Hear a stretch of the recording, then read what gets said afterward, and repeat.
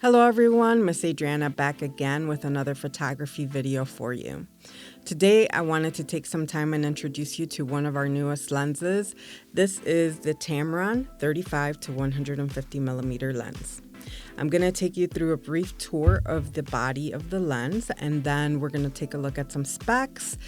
We'll take a look at some test shots, and then I'll give you my overall impressions of what I really liked about this lens and maybe some of the things that I didn't. See you in a moment. Here we are with the Tamron 35 to 150 millimeter lens. This is a hefty little body right here. It is a little bit heavy. I would say about 3, maybe 4 pounds. So if you do plan to be taking long strolls with this, definitely have a camera bag ready or have a good strap that you know is going to be able to carry this weight.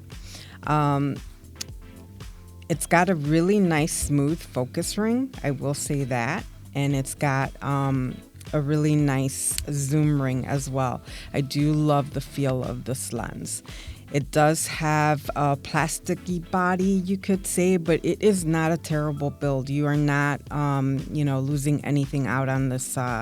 It's aluminum casing, I should say. It's not all plastic, but there are many plastic components. But I would say it's still a very rugged and good build. It does come with its lens hood, and then we'd have the lens cover. It is a 77 millimeter thread here at the front, so if you're planning to do any filters or anything like that, you're going to be looking for a 77 millimeter thread.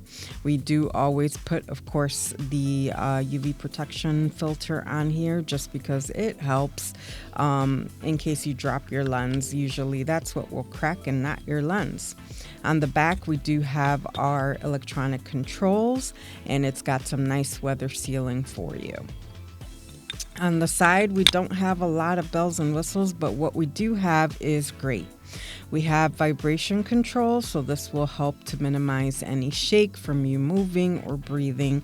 Obviously, it's not going to do anything if you are running while trying to take pictures, but it will reduce the vibrations of just your regular motion.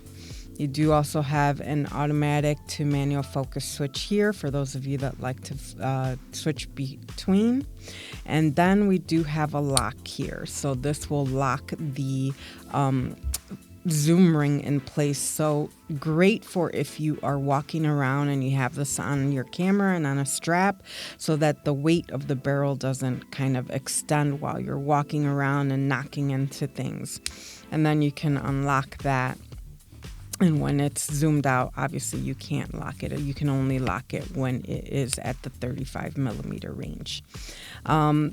Build quality, I do like it. It is a good lens. It is, like I said, heavy. So I would definitely take that into consideration when you're purchasing lenses or if you're deciding to take it for a long haul. Overall, I'm going to say Tamron does make some amazing lenses, so I will take a look at some of the specs for you, including how many glass elements there are in here and any other things that we do need to know about this lens. So we'll jump into the computer, take a look at some specs, and then after that we'll take a look at some of the test shots that I did with this. Plus, I did take this for a very long test run on a very long photo shoot the other day, so I'll show you some shots from that. Okay, here we are at the B&H website, and I do like coming to the B&H website because it gives you all the specs on any of the lenses or any other equipment that you're looking at. So currently this lens still runs at about $800, and that's US dollars. And as we see, it is an F mount, so it is for full frame formats. You can use this on an ASPC sensor camera. Of course, you'll have to do the multiplication factor for your focal range. So, for Canon, you're going to do the 1.6, and for Nikon, you will multiply by 1.5. So if we take a look at the specs, and we can see what we are looking at here with this one. So 35 to 150 millimeter, maximum aperture of 2.824, and then minimum aperture of f16 to 22. So the smallest opening you can do at 35 millimeters is going to be 16, and then at 150 it's going to be 22. This one, I'm looking at the Nikon F mount, but they do have it for Canon EF mount as well. So it's format compatibility of full frame. You've got your angles of view. And then this is something that I always like to take a look at, is the minimum focus distance. So this is going to be from the sensor, how much of a distance you need to be away from something before the lens focuses. And it's very important when you're looking at a lens like this one that has a very wide focal range. You know, we have wide at 35 and then zoomed in at 150. That's a pretty wide range. So the minimum focus distance is going to be 45 centimeters or 1.48 meters. And then we have a multiplication magnification of 2.27, so that's the maximum. We've got 19 elements in this lens. There is a lot of glass in this lens, and they're grouped into 14 groups. That is probably what is driving the weight of this lens, is how much glass there is in there. And you will notice that with lenses that have this type of wide focal range, is you need a lot more glass inside the lens to cover every range. You have 9 blades, so that's, you know, what opens up to allow light in. We do have autofocus available. We do have image stabilization available. And as I said, it's 77 millimeter front threading. So the weight is 1.74 pounds. Honestly, it feels a little bit heavier than that. I would have put it at the 2 to 3 pound range, or almost the 3 to 4 pound range, but it will get heavier over time when you're walking around with this lens. So definitely take that into consideration, especially if you have a heavier body as well. So now that we've taken a look at the specs of this lens, why don't we take a look at some of the test shots? So I'm going to jump out of here and go over to Lightroom, where I do have some test shots that I took. So we're going to start here. I'll go ahead and full frame this, and then I'll go to fit. So I printed a kind of a lens target.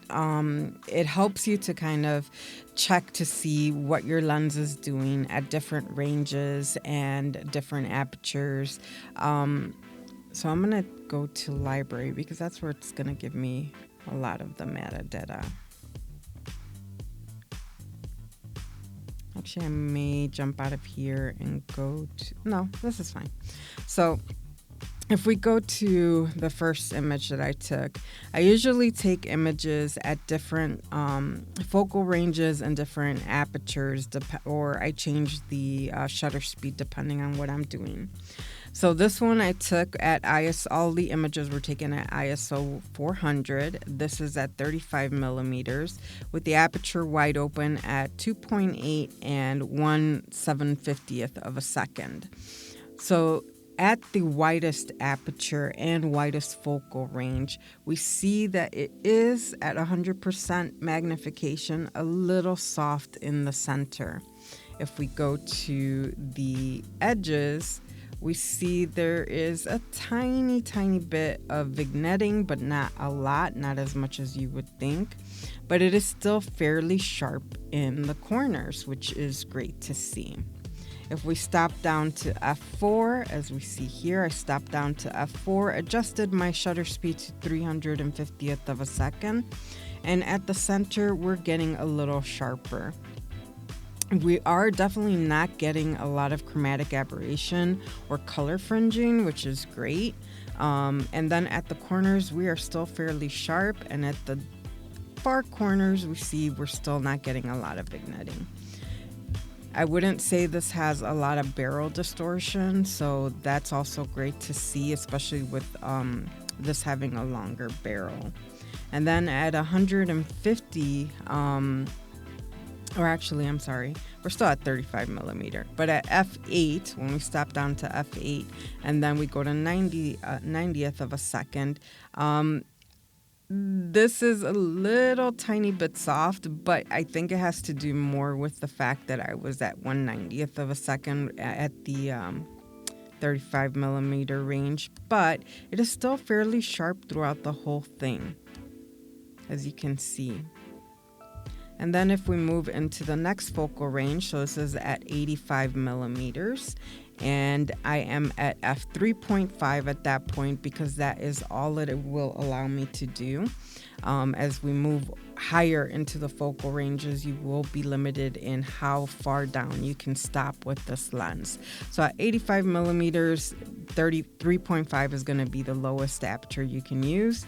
So I had 1/500th of a second, and we see that it is fairly sharp in the center, and it is very sharp in the edges, as well as we don't see a lot of vignetting, we don't see a lot of color fringing, which is really great. I didn't even apply any lens correction to this, so this is basically what we're getting outside of the box. And then we go to f8 right here, and we see at the center we are nice and sharp, and then at the edges we are sharp as well. And then the next shot we did at f5.6, so again a little softer than the f8, but still fairly sharp, usable shot. No color fringing, not a lot of vignetting, maybe a little more on this side where I was losing a little bit of light, but fairly a good shot. And then we go to the longest focal range, which is 150 millimeters. And here at f4, we are fairly sharp in the center. I would say it actually does really well at the long focal range for this. And then if we go to the corners, we see that the corners are also fairly sharp, but we do get a little more shadowing and vignetting at the edges, as you can see all around. And then we go to f6.7, and again, fairly sharp in the center and at the corners. I would say it's still very sharp, and we still get a little bit of vignetting. And then we go to f8, and at f8 we are nice and sharp in the center, and then we are also sharp at the edges. So fairly well performance for this lens at every aperture and at every focal range. I would say it does a fantastic job. So those are the test shots that I have for you. Now I will show you what I did a very long photo shoot the other day. It's one of our events here, which is the Holiday Family Photo Day, and I wanted to use this lens just to really take it through its paces. So I will show you some of those that I've already, let's see, I thought I had.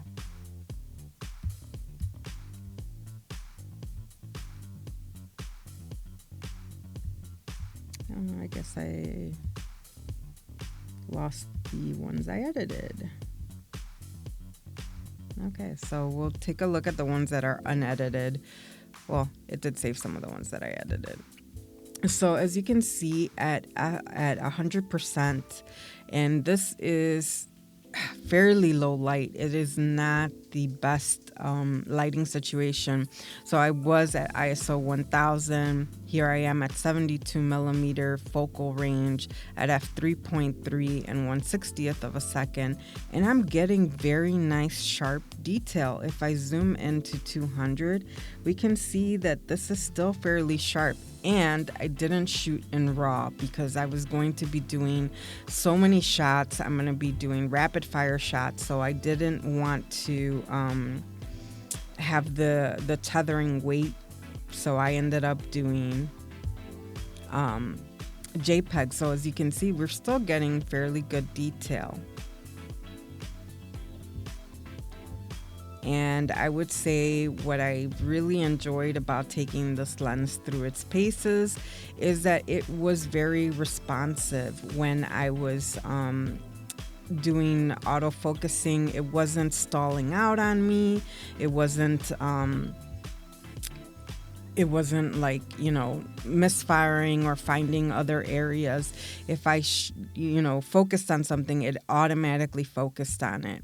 As you can see, we get nice soft backgrounds. We get nice soft detail where we need it. And then we get sharp and clear where we also want it.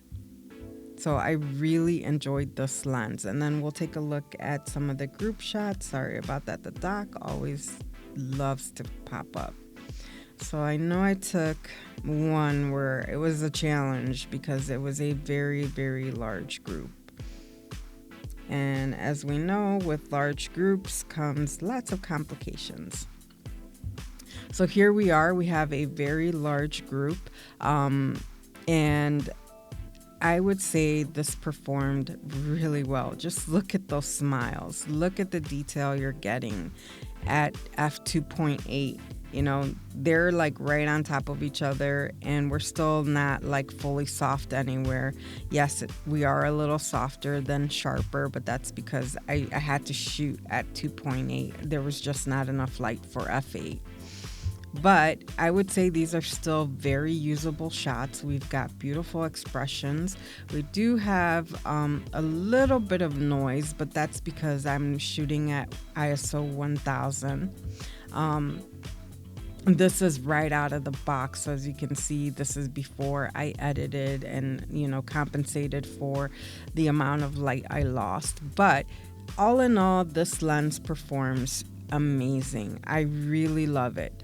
What I didn't enjoy about this lens, I've already talked about everything I enjoyed. The fact that I can do everything from a large group shot like this one to doing some very nice portrait work, that it performs well under low light situations, that it gives me nice sharp detail even in low light situations.